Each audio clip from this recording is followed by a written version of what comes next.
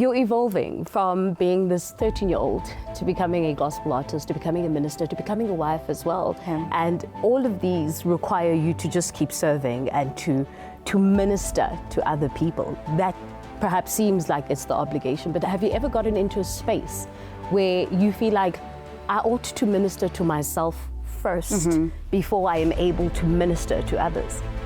I think it's just as children of God and anybody who has a platform of some leadership within the church, I think the requirement is always to serve from a cup that's full.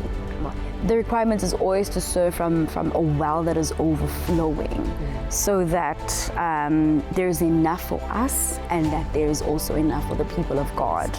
And so I think that is something that we don't really sometimes stress enough, because it also creates, burnout with ministers, because we're so giving to the people of God rather than being ministered to. And I think it's a very important thing that just as ministers and anybody else in leadership within the church or the religious space should always be in spaces where we're investing in ourselves as well. And if it means that you're taking healthy sabbaticals to do that, or even have other voices, trusted voices that then speak into your life, I think that is a very important thing that we need to do. Yeah, serve from a cup that's full. A lot of the promotion material have been speaking about your return. You're coming back with a powerful sound, and then it went on to say with a deliberate space for growth, a deliberate decision to invest in that growth for you. How has that looked like? Have you got into a place where you felt actually it was taking too long? You had mentioned earlier that every time you wanted to do something, it wouldn't happen in that manner, and that waiting period. What were the absolute challenges for you that you felt you were close to just tapping out? I said this in an interview yesterday. I think this is a quote that has worked for me. It's by an amazing music minister in Nigeria, and he says that the secret to speed is waiting. This is not something that we all are accustomed to, because life is ever busy and we want things to happen for us now.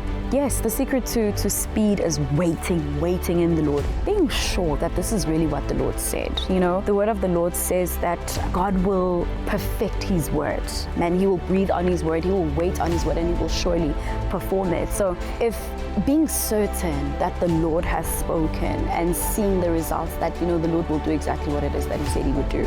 That waiting period, though, is not something that we can also make light, because waiting is hard, waiting is difficult, waiting, you're being left out, everybody else is going forward and it feels like you're being left out, which is a painful thing. But I've learned in this process to allow the process of the Lord to come and refine your heart and ready you for the next season that the Lord is entrusting you for. You can't enter the next season that the Lord is entrusting you with the same strength from the previous season. There's new battles to fight.